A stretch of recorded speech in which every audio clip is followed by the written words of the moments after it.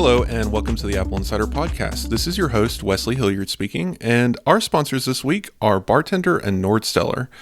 If you don't want to hear about any sponsors, you can join AppleInsider Plus, our premium ad-free subscription, where there's a bonus at the end of the show as well. And this week, I'm joined by Mike Worthley, our managing editor, and he's going to be sticking around for this one. And we're going to be talking about how we get work done at AppleInsider and things surrounding that topic. Mike, you're here again after a power outage affected our original recording. So this is take two. How are you? I'm great. All my fans are off. My system is mostly restored. Had some kind of weird brownout. Half my network is broken, but yeah, I'm fine. Thanks for asking. Yeah, that's never fun. I feel like the brownouts are worse than the blackouts, honestly. But jumping back in, we're going to be talking a little bit about some topics we covered before. You were here on Thanksgiving, and we actually covered John Ternus and Apple Home Hub and this whole CEO transition. So we're going to be hearing some echoes here. But what are your thoughts on this CEO transition? Tim Cook announced he's going to step down, become chairman, and Ternus is going to step in as CEO on September 1st. Well, obviously you can't tell when the new guy takes over if it's the same decisions the old guy would have made, but Apple has a pretty consistent lineup. You really couldn't feel the effect of Tim Cook on Apple for 4 or 5 years after Steve handed the reins over. And it's not like Tim Cook is going anywhere. He's going to be chairman of the board. Right, and that's kind of... The internet's full of very loud people, and I've already seen, we'll get to some topics later, look at what John Ternus is doing, and it's just like, he's doing nothing. He's not the CEO. So this is just what we have to deal with as writers at AppleInsider. But, yeah, go ahead. Here's the thing, right? So there's going to be earnings later today. We're recording this right now. Right now, it's 12:19 Eastern Time. And I suspect that most of the conversation after Apple announces the results for the first half hour and makes their statements is going to be about Ternus taking over. And it's ridiculous. Those kind of questions right now are about as ridiculous as those analysts trying to get information about future Apple products out of those guys at the end of the announcement. So let's, like William and I wrote, let's let John Ternus be John Ternus. Let's quit it with Steve Jobs would have never. Let's quit it with I don't know, Tim Cook would have done something different. Let's just quit it with that. It's a logical fallacy. It makes no sense now. It has made no sense for the last 16 years. So let's not start that all up again. Let's just not. Yeah, obviously they're going to be all about the transition and if Ternus is going to have a different strategy. And I've already seen tweets from analysts we know and talk about here on the show saying things like, well, Ternus hates Apple Vision Pro, so he's going to get rid of that immediately. And it's just like, we don't know any of that. Also, how do you know he doesn't like it? Where's that information coming from? He's never once hinted that he doesn't like this product. In any case, I think we should ignore all of this, honestly. It's just noise. We're still going to get iPhones in the fall. We're still going to, the product launches that were planned for the next year aren't going to change because a new CEO stepped in. The product announcements for the next 4 years aren't going to change because a new CEO stepped in. Let's be perfectly clear about that. So we're in the iPhone 18 crazy time, right? Where all these rumors are coming out and all these things are being said about the iPhone 18 and Pro and when everything is coming out. Apple has already got the iPhone 19 in initial phases, or the iPhone 20, whatever they're going to do next year. They've got at least a guideline for what they're going to do for the next 5 years because chip taping out and so forth takes forever. Yeah, the supply chain is a giant monolith to move and turn. People seem to forget that anytime they talk about Apple and its decision making. It's kind of why I'm still bearish on the iPhone Fold coming out this year, because it seems like they're not going to start production until late July at the earliest, and that's a little scary for even Apple. So you and I differ on this one. I think it is coming. It's going to be at the very least announced in September. Yeah. When it ships is another. There we go. Boom. Anyway, when it ships is another question. So I do think that the rumors about an iPhone 18 debut in the spring are correct. I think an iPhone 18 Pro and whatever they call the folding iPhone will be announced in September. Right. The rumors around the spring release are clearly almost confirmed at this point because testing production hasn't even properly begun on the iPhone 18 base model. Like the things that should be happening for a fall release aren't happening with that device. So I can agree that that's definitely happening at this point. But Yep. I am so curious as to how Apple has kept this device so tight-lipped. We haven't even seen a component from the iPhone Fold, and I'm with you though. At this point, I feel like it's going to happen this fall, and we're going to see it, and there's going to be some hoopla. And for whatever reason, I'm going to want it, even though it's definitely not for me because I'm more of the camera user, and this thing is not going to have the cameras. So anyway, diversion from that, back to Ternus a little bit. I just, first off, the CEO of Apple matters to an extent, but it also just doesn't. We see Johnny Srouji stepping in and taking over and announcing his underlings, and I guess we can get into it here because this fits the best. Apple's structure is actually pretty unique as a company, and it's not something I was fully aware of until a little bit more recently, and reading up on some more of Apple's history. But they don't have the usual top-down kind of approach. They have their executives, right? But Apple's actually weird in the fact they have so few C-suite executives. Most of them are senior vice presidents. And then you step down from that, and it's just this swath of upper-end managers and vice presidents, and then just globs of underlings underneath them. All these engineers and things. They have pet projects that they're focused on, for sure, but there isn't I'm making the iPhone division, or I'm making a Mac division. There is a hardware division focused on hardware development, and they're building Macs and iPhones in that division. And this kind of gets to an Apple Vision Pro discussion we're going to have, but what was your awareness of this? This was a Steve Jobs thing, wasn't it? Yeah, it was. That's been in place for a long time, but if you've listened to any of my appearances on any of the podcasts I've ever done, the corporate structure of Apple bores me. I am a device user. I am a guy who will tell you how to get the most out of your device. I will tell you what you should buy given your use case. I will review a $15,000 SSD so you don't have to. But any of the corporate shenanigans that goes on at Apple, it bores me to tears. Even so I've been doing this job a really long time. I did it for the feds long before I ever did it publicly, starting in 2012. We'll get into that a little bit before. And even when Steve Jobs came in, I just kind of said, okay, great. It was the Performer days. Steve Jobs had something to say about Apple. I knew things were going to change, and I just waited it out.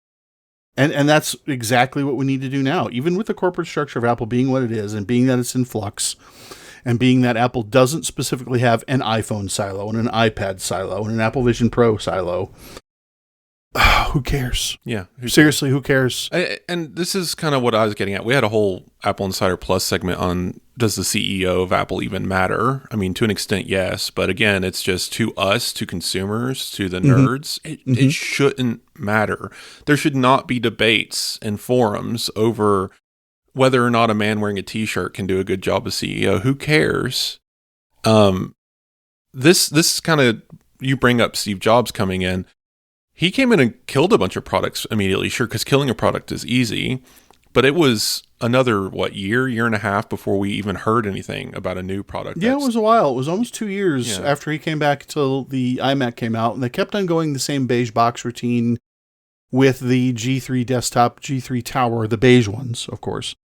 The blue and white G3 and the iMac were realistically Steve's first products that you could see, Steve clearly had something to do with this. But that was a long time ago, and that was a much smaller Apple. That was in a time where Apple was not the corporate juggernaut, and the fallacy that it was 5 minutes away from going bankrupt and losing everything was widely spouted, and the fallacy that Microsoft saved Apple was widely spouted. Right. So there was a lot of doom and gloom surrounding the company at the time, and at that time, one man with the authority to revive Apple could make a huge difference in the day-to-day. Well, this is what's silly about today's discussion. There are people acting as if Apple needs saving.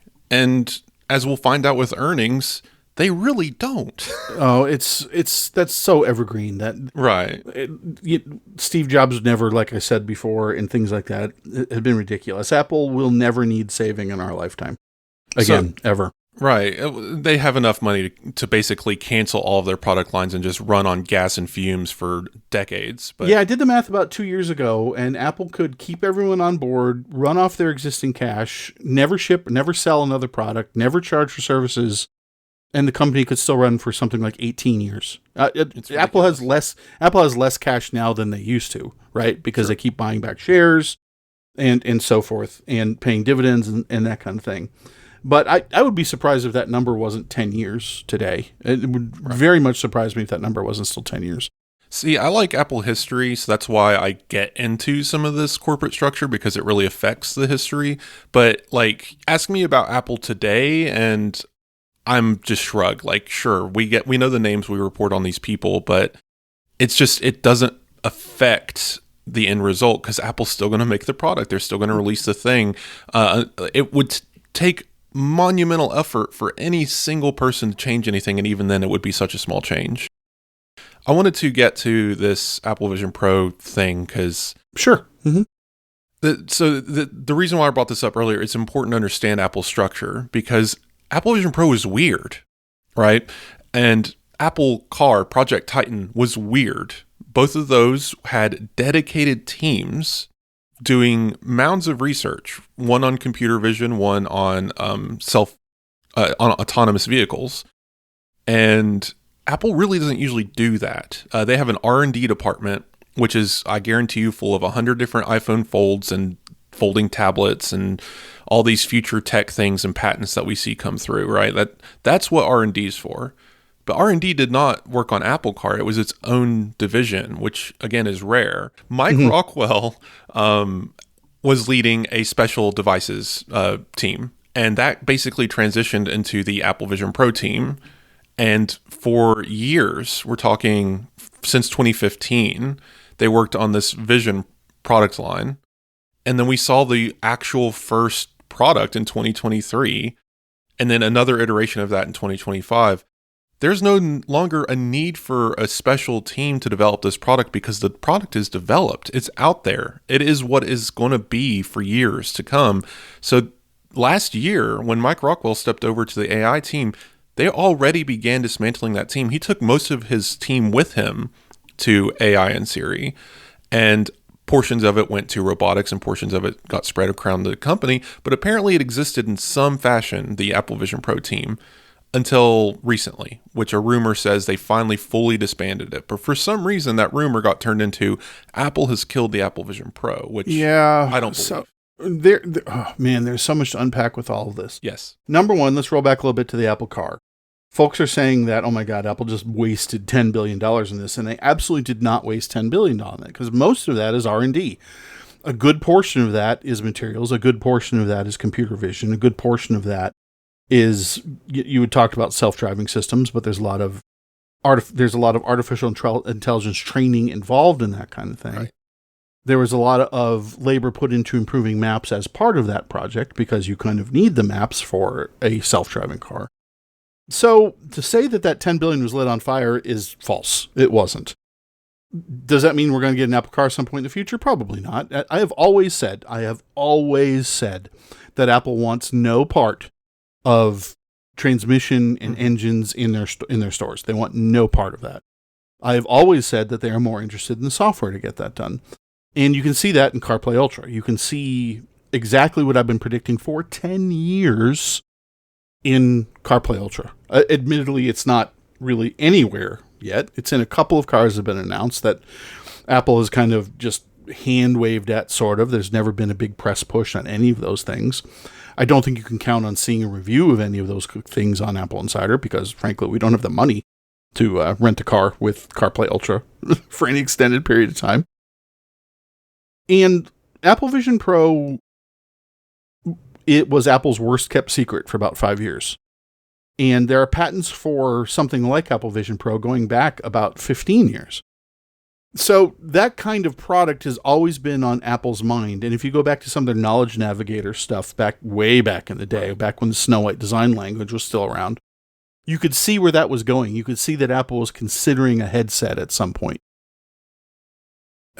So Apple Vision Pro, as it exists today, may not get an update. I'll go with that. I agree with that too. It doesn't need one. We're waiting on the next generation. Right. But to say that Apple Vision is dead, to assume that the dissolution of the Apple Vision Pro specific hardware team means there will be no more Apple Vision products, that's just false. And it's clear that it's false because one of the things that we did yesterday when we were talking about this rumor, like we do almost every day, is check Apple jobs to see if there's something funky going on that Apple's hiring for. There were 264 results for Apple Vision Pro on the job sites. And I stopped counting at 200, saying this is very clearly for an Apple Vision product. And there was only a couple that it was just keyword spamming, just a very, very few. So if Apple is still hiring 200 plus positions to do Apple Vision stuff, where do you get the idea that there's going to be no more Apple Vision products?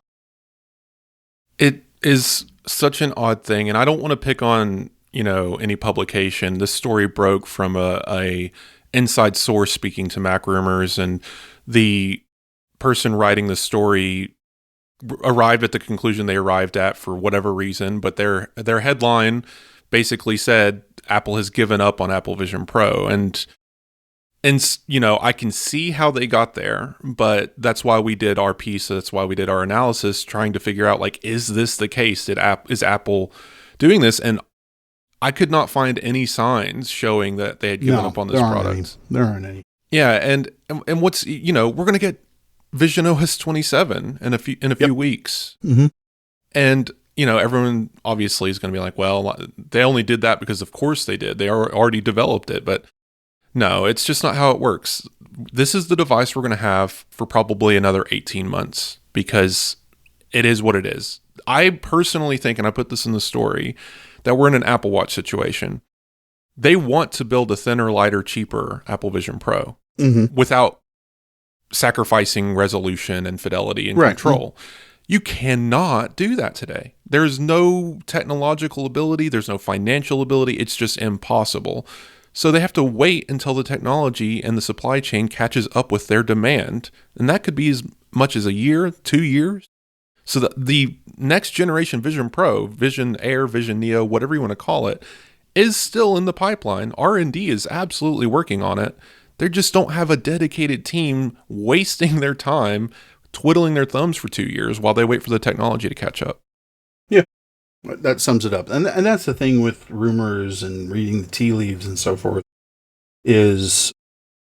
So I don't know the source on this one. There was another equally dubious one on Wednesday mm-hmm. that talked about MagSafe, which that just straight makes no sense. That rumor is easier to parse than Apple Vision Pro. Right.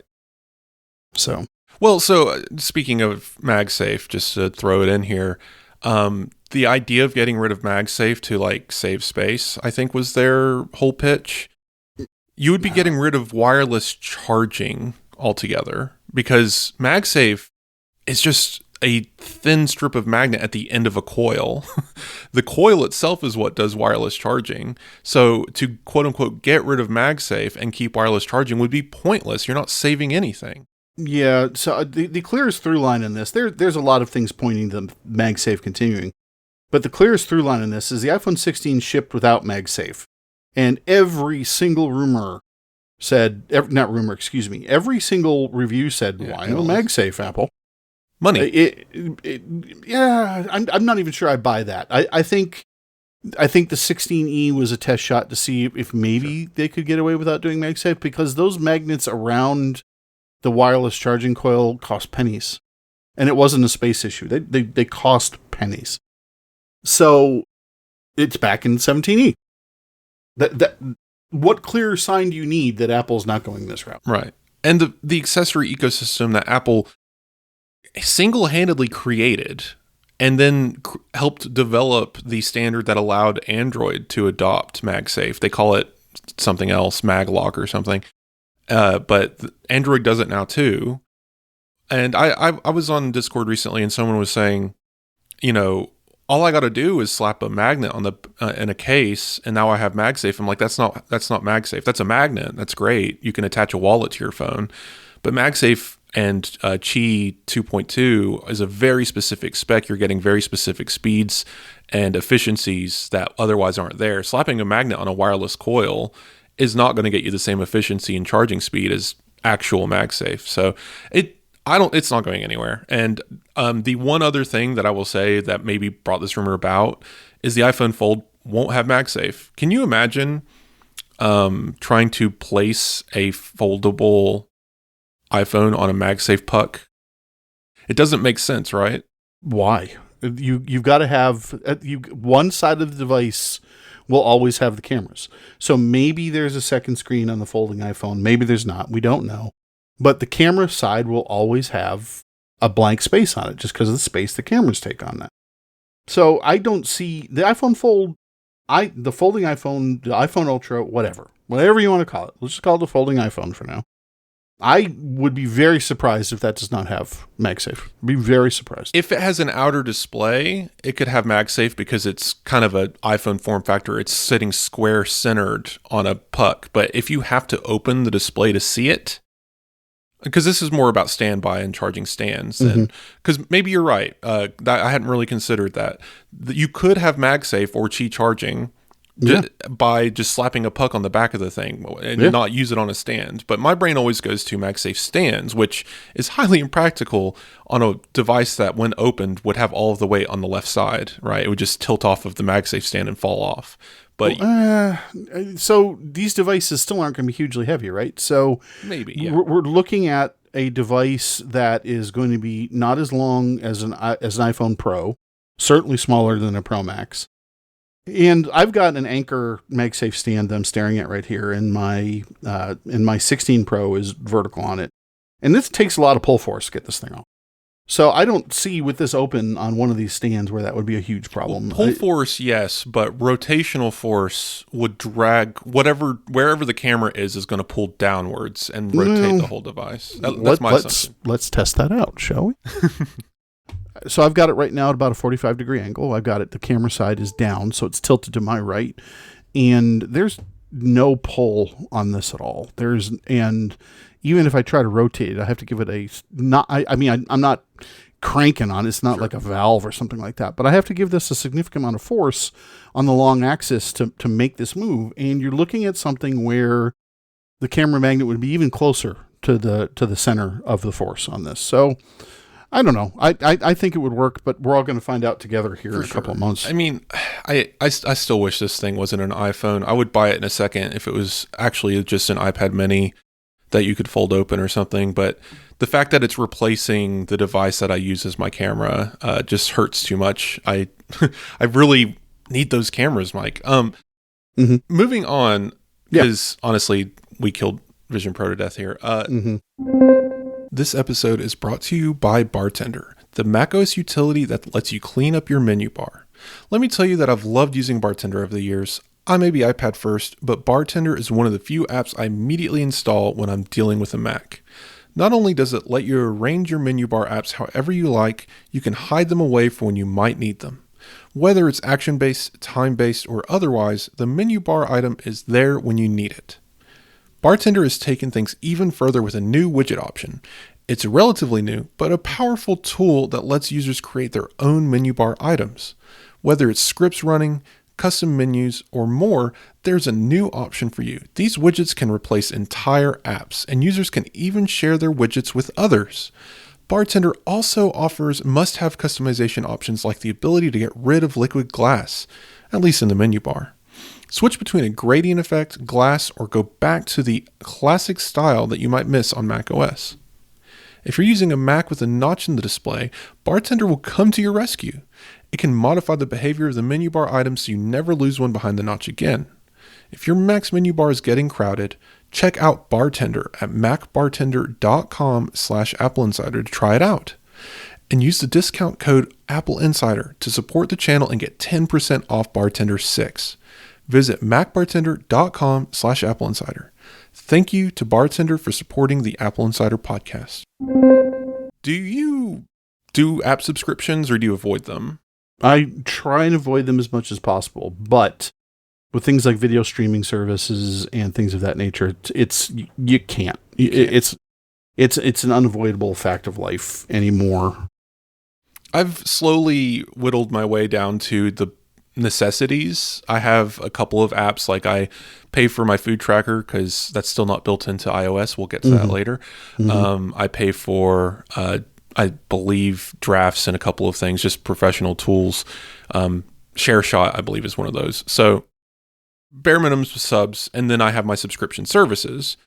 Something I've been telling people, and this is a no-duh statement, but annual is the way to go. You pay one big sum, and you have no more bill. We did that with our cellular plan. It is expensive up front. It's about to come out of my account, and I'm not very happy about it. But then I don't have a phone bill for the rest of the year. It's like $400 one-time payment. Bam, no more phone bill. That is absolutely the way to go. But what if you could have the best of both worlds? And Apple is seemingly, is rolling this out with 26.5 here in about a week. Are you interested in this at all? Does this make you feel any better? No? No. So just to get it out there, you still get the annual discount. So take my phone bill, for example, $400-ish.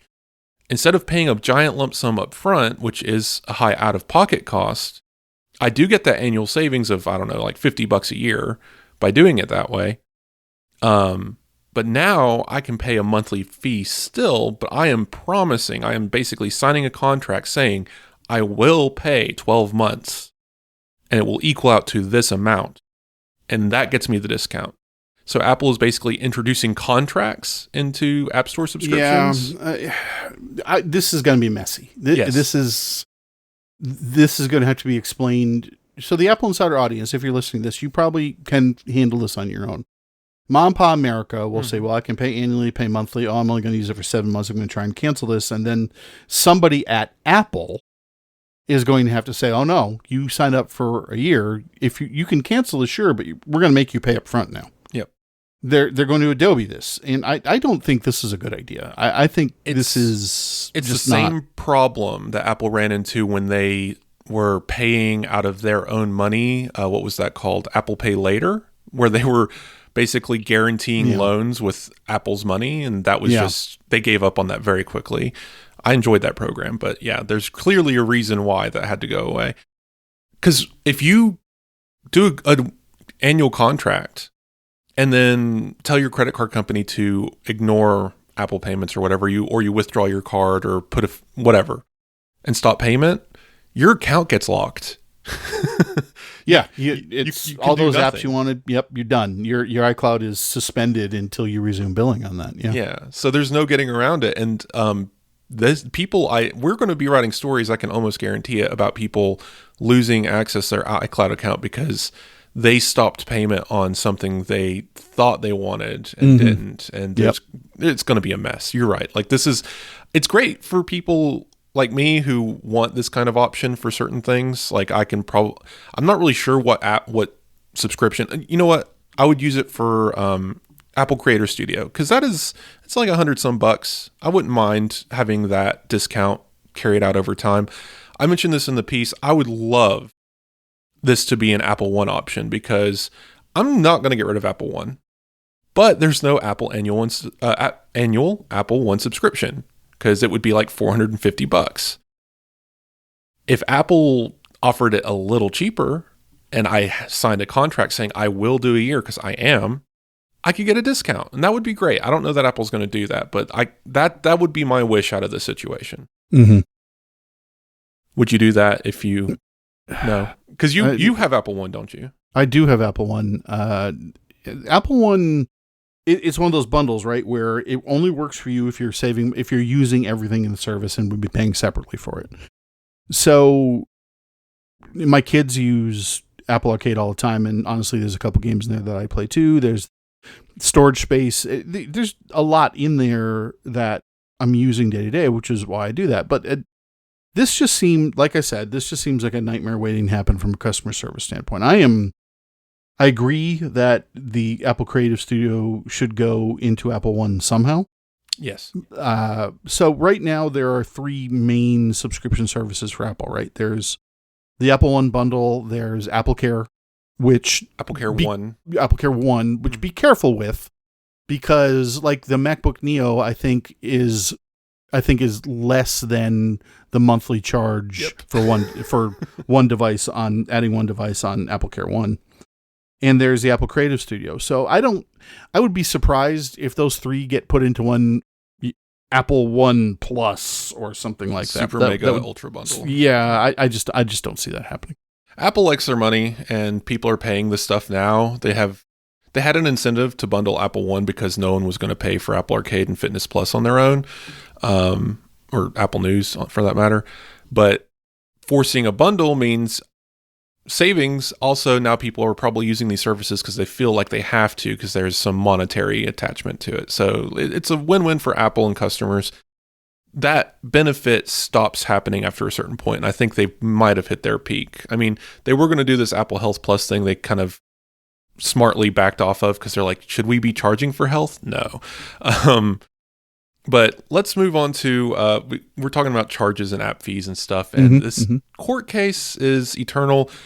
What was the read time on our article summarizing this? 2.5 hours. Yes. So Apple versus Epic. 2020, Epic decided to break rules to get attention, and it worked. And but it lost on every count except one in its court case, and Apple has been battling that one loss for months, years now, and years.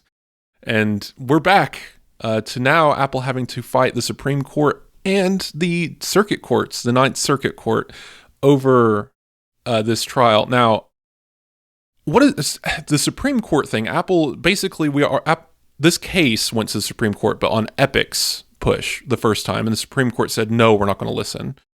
And now it's going back again, but on Apple's push. So I'm very curious if they're going to suddenly say, oh, sure, we'll take this. Time will tell. The Supreme Court is the Supreme Court, and the decisions they make are sometimes, well, let's be honest, are most of the times not completely clear why to the average public. So, boy, when Apple versus Samsung design patent case ended and then lurched on for 2 more years, I was happy that was done. And then, like a year and a half later, Apple versus Epic popped up, and this is not why we write about Apple. Like you said, you don't care about internal structure. Nope. You know what? I don't care about this lawyer crap. I can't. No, I don't care about it either. I can't stand it. But we have to. It's news. It's a part of Apple. So to basically quickly recap, Apple was told that it violated an injunction that it was required to follow to make it a better system to get rid of anti-steering. And it did change anti-steering rules to allow external linking, but the new rules were bad, and developers didn't want to adopt them because they were too complicated, and Apple wanted 27% instead of 30%, and that 3% savings was a credit card transaction fee or something, and it was silly. The court said bad, and they went too far punishing them and basically said, now you have to do it for free. And they've been required since to, for free, allow external transactions from the App Store, which some will argue, specifically Epic, that is how it should be, 0%. The courts finally agreed with Apple after many appeals that Apple deserves some money. And they said, okay, we'll come back to court with Epic, and you guys have to deliberate with us what is fair. And Apple got a stay on that order to come back to the circuit court and do that because it wanted to go to the Supreme Court and basically overturn the whole thing in the first place. It was like, what's the point of debating this if the Supreme Court's going to overturn it? And the courts were like, you know what, you're right. They gave them the stay. And then 2 weeks later, Epic's like, sorry, no, Apple doesn't deserve this. This is stupid. They didn't make a good enough argument for the stay. We should do this anyway. So now Apple has to contend with both courts at the same time. And we're going to get to hear Epic's case as to how much Apple should charge. And do you remember how much Tim Sweeney thinks Apple should charge? 0, if I'm not mistaken. Well, that's what he hopes for. Yeah. Nominally, I think he said something along the lines of, instead of a commission, there should be a flat rate for every time you get your app review. It should be somewhere in the tens to hundreds of dollars that Apple charges during app review process. And that is how they get their money, which for for Fortnite would save bundles of money for sure, because we're talking about millions of dollars of revenue. Yep. But for other companies, that would be that would kill them. So obviously, Tim Sweeney is not out for the small business, I don't think, as much as they claim they are. Their whole ad campaign around this trial, which they had an ad campaign for this trial, was about saving the small guy, and it's just nonsense. It's silly. I can't argue with that. Tim Sweeney's never been interested in the little guy. Let's be perfectly clear about this. Tim Sweeney is interested in Tim Sweeney. And also let's be clear about the rest of this argument. It's a debate between a $1 billion company and a $1 trillion company. This has never been about the little guy. It's never been about draconian Apple rules. It's been about his bottom line and potentially rescuing a game store that can't compete against Steam and won't compete against Steam. Is getting destroyed by Steam. It's not close. So, because there's really no need to kill ourselves on this topic, I have a more interesting question to ask surrounding it. Something I've been adding to my pieces around this and other regulatory body-related topics with Apple lately, I had a thing at the end, you've probably noticed, saying Apple has the power to end all of this. Do you agree with that sentiment? I mean, they do, but it would have to. If it's not what Sweeney wants, the legal battle is going to continue. Right, but right now, I think my argument is more along the lines of Apple seems to be pissing everyone off, including the courts. Maybe they could at least pick one to make happy, and that in this case, Sweeney's never going to be happy. So the regulatory bodies come up with a system that's fair to developers, that gets Apple its money, and makes regulators happy. I know that's a tough needle to thread, but it's threadable because the government doesn't really care. They don't. They're in this. They want to prevent monopolies and whatnot, but half of them don't even understand what's happening in this case anyway. They're not. They don't have any real, again, care for this situation. Right. So give them a piece of paper that says we're the good guys here, and this is how good it is, and developers love it. Versus the 30% that everyone, even William and I have said, I think unfairly protest because I think it's fine. I'm not a developer, so I don't have a horse in the race, but I've spoken to developers who also say this is fine. There are some loud ones who say this is not fine. And of course, if you're making below $1 million or have subscriptions and whatnot, you can make 15% commissions, which is much cheaper. The system's fine. It could be better. I think Apple could make it better. They could make all of this disappear overnight. But instead, every single court that brings them to this trial for monopoly powers or whatever, Apple is so hard-headed, and I think it's hurting them in the long run. Well, so I've said this before. I'm going to say it again. I'm going to do it really briefly because, frankly, this topic bores me too. The iPhone and iPad are computing appliances. The Switch, the Xbox, the PlayStation are computing appliances. The Mac is a computer. Okay? Sure. The Mac it has App Store restrictions with toggles to say, okay, you can run this, that's fine, or ways to work around that, right? There have been malware issues on the Mac. There have been no malware issues on the computing appliances. Yeah. Consoles, I think, is what the term, yeah, but yeah, I see what you like, appliances, consoles, yeah. Yeah, so, well, I've just simplified it because people can, well, the iPhone's not a console, I can browse the, right. Whatever. So it's a computing appliance. It is a refrigerator. It is something like that you plug it in and it works for its assigned task. And I understand that there's an argument that it is still just a computer. Apple's made their same own argument with what is a computer with their iPad ad. Ask yourself this question. Do you want to give your mother or your father a computer that they can get on the internet, they can click on all of those ads that pop up, they can get that malware just by one click or by copying, pasting in a terminal command? Do you really want them to have that? Right. I think this is such a big question, but I that we would need a whole show for. But I think the premise is that simply, is Apple monopoly? No, if only because there are other options. It literally can't be a monopoly because there are other choices. Yeah. And they don't make it impossible to get out of the Apple ecosystem. They make it hard. And Right. like Movies Everywhere, for instance, if you had bought your movies through Movies Everywhere, you've got it literally everywhere. You don't just have it on iCloud or something like that. You can watch Apple TV on an Android device.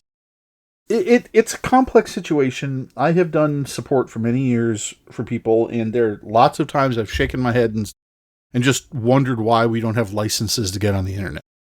There should be a closed, yeah, you're right. There should be a closed ecosystem option, and Apple did a really good job building that option. And just because it got big doing that, deservedly so, as you said, because its closed system is a good closed system. It allows us to avoid the headache of why is my Windows computer X, Y, Z, whatever the problem of the week is. Mm-hmm. It lets us avoid those things with our family and friends who are just there to get a job done or play a Sims video game or something. I applaud Apple for that. But see, the weird thing to me is these courts really, really want Apple to not exist as a closed system. But then if we give customers no closed system, another one's just going to replace it, is it not? I mean, it might not be as good as Apple, but I don't know. It's confusing to me. And what's really funny to me is over time, over the past decade even, Apple has widely opened, but in a way that allowed it to remain safe. It's an argument I've made before, and I'm sure you've heard before of go back in time to 2012 or so, and Google was an open system and Apple was a closed system, complete opposites of each other. And then over time, they've basically slowly headed in each other's directions. Google had to close itself to protect itself, and give itself more revenue as well. Apple had to open itself to make it more appealing, and well, also because their security allowed them to. They built systems to allow them to open up. And I don't know if they've crossed paths or not at this point, but they're closer to the middle than ever before, and regulators are still unhappy. Well, a lot of this has to do with regulators are idiots. A lot of it has to do with that. I'm going to be frank about that. Our entire government, this is bipartisan, by the way. Oh, yeah.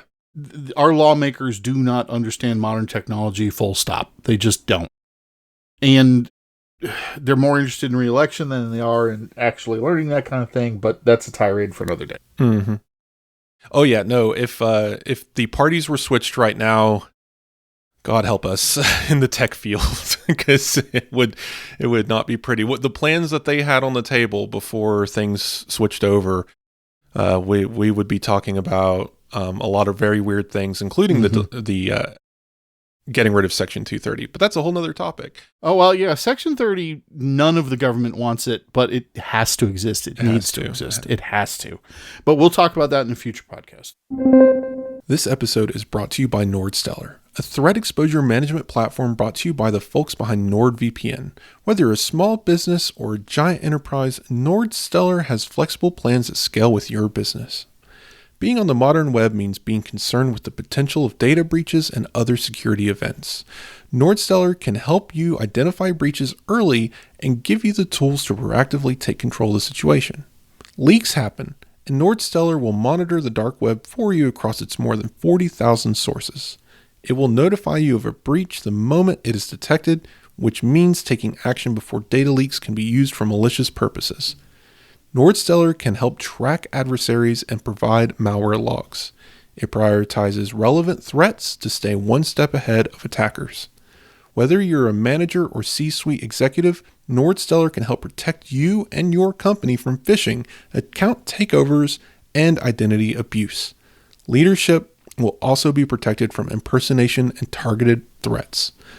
All of this is possible thanks to NordStellar's dark web monitoring and proactive approach to security. Protect your business today with NordStellar.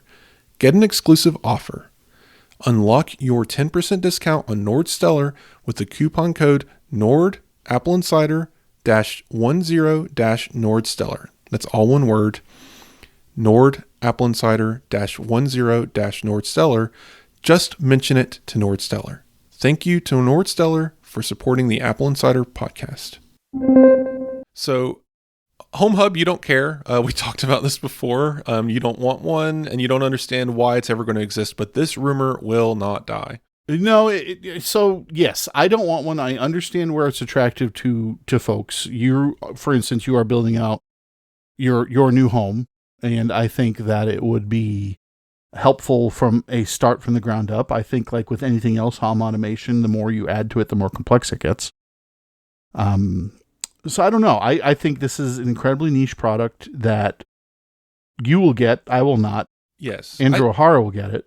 I think if you have more, if you have entire rooms with lights that are smart, a little display that any old person can walk up to and control is useful. Especially, and if you have home audio, same thing. It's useful to have that kind of setup. But not necessary. And we'll see what Apple pitches here, but this just comes up again of, honestly, I don't even know. Oh, I know why this story came up. We were talking about Apple's product categories with John Ternus. It went from 6 to 10. I don't know if you noticed that last week. That was Apple has 6 new product categories coming in the next whatever years, and now it's 10 new product categories. And I don't know where they're finding these things under the couch cushion. Well, it just depends how you count. Like with anything else, it's some folks are bundling the home hub and robotics in one. Sure. Is there new stuff coming from Apple? Yes. Is the home hub likely real? Yes. Is Apple robotics likely real? Yes. Sure. When is the question? How many product categories did Steve Jobs have? We have the Mac, the iPod, and the iPhone, and the iPad, right? Well, it depends. He had a couple different ones. He had a 2x2 product matrix, then he had a 2x3 product matrix, and he had a 3x3 product matrix. And it's always, Apple for the longest time has had good, better, best. Sure. In everything they sell, and that's fine. That's the Apple pricing ladder, where you start low and, hey, for only $100 more, you get this. Oh, hey, if you do that for only $200 more, you get this. And that goes all the way down to the Mac Mini. That goes all the way down to the MacBook Neo. That kind of thing is also on AirPods. And it's always going to be that way. As Apple appeals to more people and there are more people in the market, that product matrix can't stay 2x2 or 3x3. Right. It's got to encompass larger swaths of the market. Like with MacBook Neo, the iBook originally filled that hole. And now the MacBook Neo comes in under the iPad Air. the MacBook Air. And before then, the MacBook Air was the bottom of that, in between the iBook and the MacBook Neo. So yeah, Steve Jobs did his thing, but he also did it in a time where Apple was 8% of the market. Yeah, it was also like they had one computer, and then they had 2 computers, and then they had 3. So, and then they had 50 with the Performa days. So there's a lot here. There's a lot to take in, and closing the loop on this is Apple is a different company than it was 10 years ago, which is different from 10 years prior, which is different from 10 years prior, which is different from 10 years prior to that. Well, this is, I guess, another question, and I'll ask you about security cameras too. Mm-hmm. But is Apple, in your opinion, are they making too much stuff? No. Could they enter more categories? Like, are you happy? Are you okay with this slow penetration of this thing, that thing, this thing? Because doorbell, right? Like, Apple's apparently going to make a smart doorbell, which I'm not sure what the utility is beyond what HomeKit Secure Video, Logitech Circle Views, like those kinds of guys are doing. But I guess Apple can do it and guarantee security and privacy. Well, no one was expecting AirTags, right? Sure. I really like that Apple did AirTag. Like, that seemed like a very smart, if problematic, but smart thing for them to enter. And it kind of caused it put a spotlight on an industry that was kind of getting away with murder at that point, because you could buy cells battery size trackers and people just didn't know that you were hiding them on them, and it was terrible. And now Google and Apple have created this whole system to ensure that you're alerted of a tracker. Yeah. Mm-hmm. Would you get a Apple camera, smart camera, security camera? No. I'm already set. I'm good to go. This one's going to be tricky for me. I really like my front. I had to pay an installer to install a wire and a hole for my doorbell at this new house. And yeah, I don't know. I've had this Logitech one for a while, and it's rock solid. It doesn't need to change. Apple will definitely have to convince me, but I don't think they'll have any trouble, honestly. Maybe I'll move the old doorbell to a different door or something silly. But moving on, one last topic. iOS 27 very clearly is going to be Apple's attempt or reattempt to AI everything, or at least it seems to be what rumors are saying. Right. Mm-hmm. I don't think it's going to be like this, because if we go back in time, 2023, let's talk like now, May 1st, 2023. God, the analysts were frothing at the mouth over how Apple was dead because it didn't have an AI product. Mm-hmm. And so Apple comes out in WWDC and is just everything. Apple Intelligence is the whole show. And they could not deliver on some of those products. They had to delay multiple times because they thought they had something, did not realize the hallucination rate was going to be such a huge problem, and had to backpedal and rebuild Siri from scratch. And that is where we are today. So do you think Apple is going to walk out on stage and be AI for 80% of it? I hope not. All right, so we're going to talk about Apple Insider's AI policy on the extended edition that subscribers get. But Apple is in a position where they are providing amazing hardware for AI. Like, you can't buy a Mac Mini for love or money right now. Right.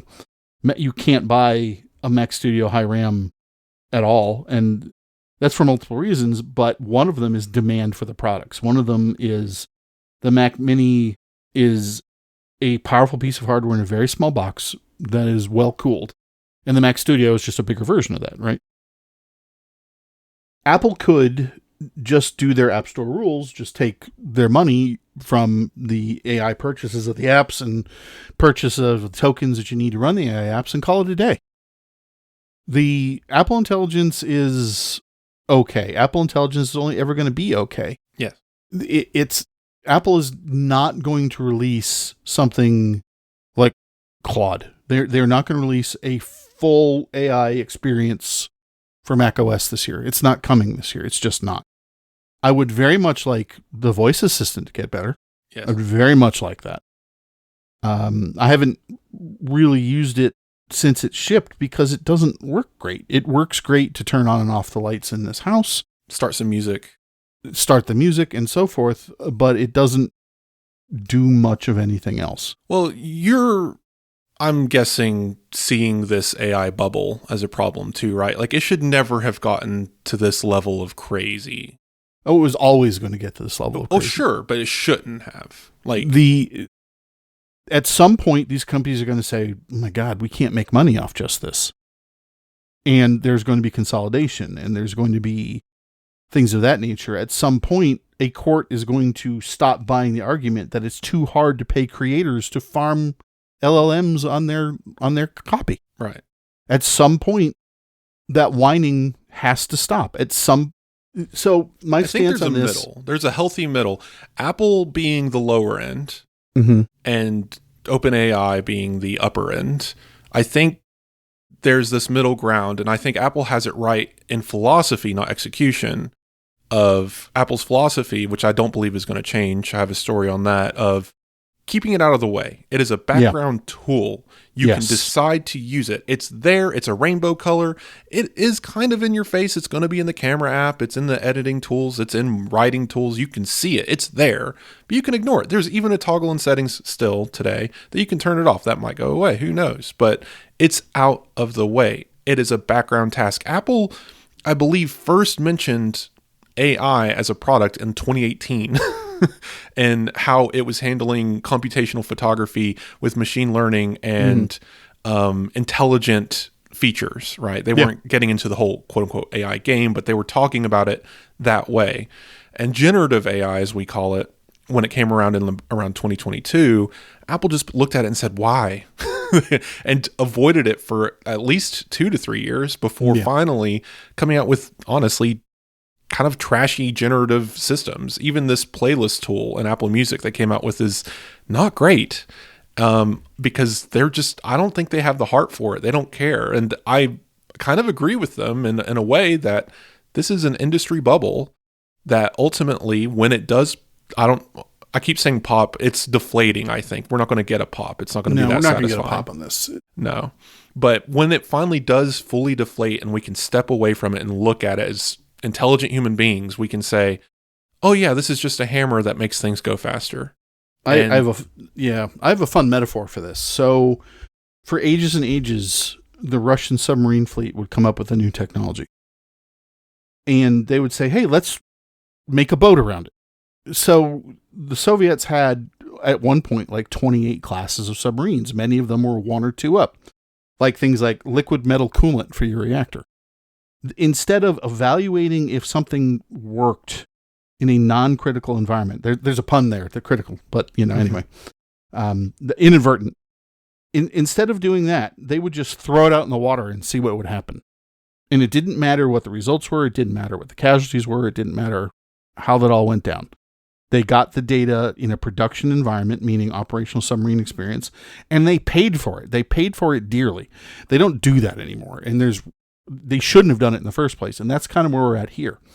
Right now, the AI market is saying, hey, we've got this AI. Let's throw it at the stock market. Let's throw it at text production on some of these websites. Let's throw it at this. Let's throw it at that. Let's throw it at this other thing. And 90% of these things aren't going to work. And right now, if you are trusting Google's search summaries made from AI, you are the problem. Mm-hmm. These were great when you could guarantee that they were just working on human curated data. If you can't guarantee that, it is going to hallucinate something on you. It is going to. These summaries have gotten worse with time, not better. The AI is eating itself. Yep. And so I got an email from MacPaul earlier that was basically a study saying, all these vibe-coded apps, great, they work, but they're filled with vulnerabilities and malware because the AI doesn't know any better. And that's what we're dealing with. Everyone who's like, ooh, I'm just going to vibe code this, it's easy. If you don't know what you're looking at or talking about, like I love that you're out here making these cool little like Pokédex apps and, catalog systems and your own private, like that's great. I love that you're having fun with this, but it's like handing a kid a how to build your own nuclear bomb kit. Like you can have fun all day long until you get to the end result and it is totally destructive. And right now, yes, I agree. Right now with vibe coding, you want to make a game, go for it. Go nuts. Our own Malcolm Owen is doing that, and he's learning how to actually code along the way. He's gotten to a point where he would vibe coding, and now more than 3/4 of the code is his own. So that's valuable. It's useful. Yeah. But and the fact that this came from the Clean My Mac people is not lost on me, by the way. For sure. Oh, yeah. I mean, that's a whole other thing. But they're right. If you're doing something at a system level and you're telling AI to do it or you're trusting the AI procedure to do it, that's a problem and that's a red flag and you should not do that. A base level of expertise should be involved in every AI use. Yes. If you are using AI to do something you've never done or thought of before, you're using AI wrong. I mean, it can get you off the ground, but you should also have a static, real, deterministic, like manual human being YouTube video, something next to you that you can confirm what the AI is doing. Because the base knowledge should not come from AI. The base knowledge should come from any fundamental thing. Go do a what is it called? Playground on an iPad, a coding playground that teaches you the literal bare minimum basics of coding. And then go pick up the AI tool and start vibe coding. Get some knowledge. If you were starting from absolute zero, because even Malcolm had done like playgrounds and stuff before. He was not starting from absolute zero. No, he wasn't starting from zero. That's correct. Yeah, like that's the point that I really want to emphasize here. I do not have a problem with people using AI tools because these aren't going anywhere. This was the natural evolution of computing. We've known about AI since the 80s. It's just only recently that computing got good enough to actually do it. So I've never been anti-AI. I've seen these people and it's exasperating, but like it's not going anywhere. Just use it responsibly and correctly. Use a hammer on the nail. Don't go breaking glass. But all right, let's close up here, I think, because, well, there's nothing really to say here. There's rumors coming out from iOS 27. Camera app's going to have a Siri mode for visual intelligence. It's moving a button. Shocker. And then, which I think makes sense. Visual intelligence is too hidden. This makes sense. And I agree. Whatever.